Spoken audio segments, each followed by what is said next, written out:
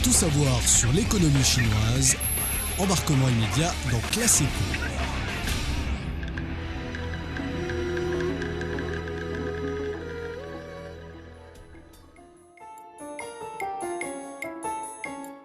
Salut les auditeurs, bienvenue dans Classe Éco, le podcast qui décrypte l'économie chinoise. Je suis Rocco. Aujourd'hui, on ne parle pas d'un simple pont, on parle d'une autoroute sur l'eau, d'une méga structure qui change la donne dans l'une des régions les plus dynamiques de la planète, les ponts Hong Kong, Zhuhai, Macao. Imaginez 100 millions de passages depuis son ouverture. Oui, vous avez bien entendu, 100 millions de personnes. Pour vous donner une idée de l'accélération, les 50 premiers millions ont mis 5 ans. Les 50 millions suivants, à peine 1 an et 8 mois. En 2025, plus de 31 millions de personnes l'ont traversé. C'est 140% de plus qu'en 2019. On n'est plus dans la courbe de progression, on est bien entendu dans la fusée. Mais ce n'est pas qu'une prouesse technique. C'est le symbole vivant de l'intégration de la Grande Baie, Guangdong, Hong Kong, Macao. Et ça avance à toute vitesse. Le grand mouvement Nord-Sud, c'est le secret de deux flux qui se répondent comme une chorégraphie bien huilée. Vers le nord, grâce aux politiques entre guillemets, voitures de Hong Kong vers le nord et entre guillemets, voitures de Macao vers le nord, plus de 20 900 conducteurs et 174 000 véhicules peuvent désormais circuler librement. Ce qui entraîne un résultat de plus de 8,4 millions de traversées en voiture à plaque unique.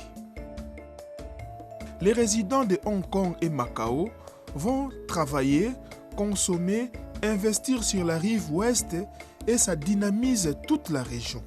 Vers le sud, dans l'autre sens, les continentaux sont aussi nombreux.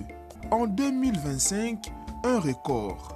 12,57 millions de passagers du continent ont pris les ponts.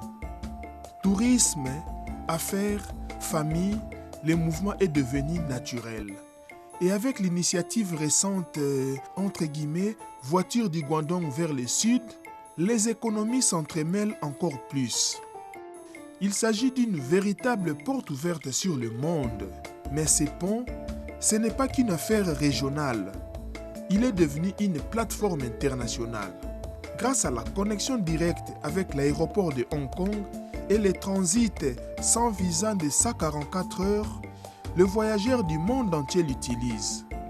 En 2025, plus de 569 000 voyageurs étrangers venus de 180 pays l'ont emprunté, en hausse de près de 29%. Hong Kong joue pleinement son rôle de superconnecteur et les ponts, lui, assurent le lien entre les marchés chinois et l'économie mondiale. Un atout clé pour la stratégie de double circulation.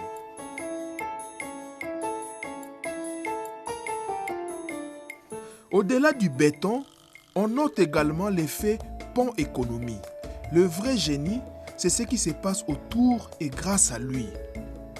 Alors, il réduit les coûts des transactions, fluidifie les échanges, permet aux villes de la rive ouest de s'insérer dans les chaînes de valeur régionales. Une ceinture économique du pont est en train de naître.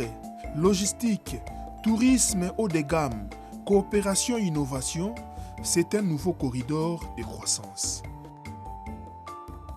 Il normalise les transfrontaliers, les entreprises planifient à l'échelle de la méga-région, les habitudes de vie convergent et un véritable marché commun se consolide. Les ponts Hong Kong, Zhuhai, Macao, c'est bien plus qu'un exploit d'ingénierie. C'est une infrastructure de prospérité partagée.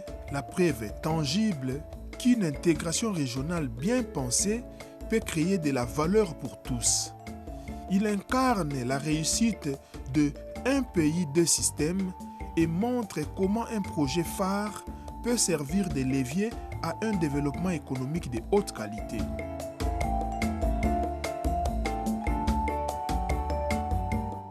Et vous, l'avez-vous déjà traversé?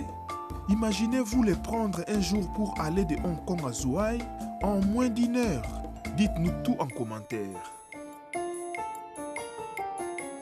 Merci d'avoir écouté Classe Éco et à très vite pour un nouveau décryptage.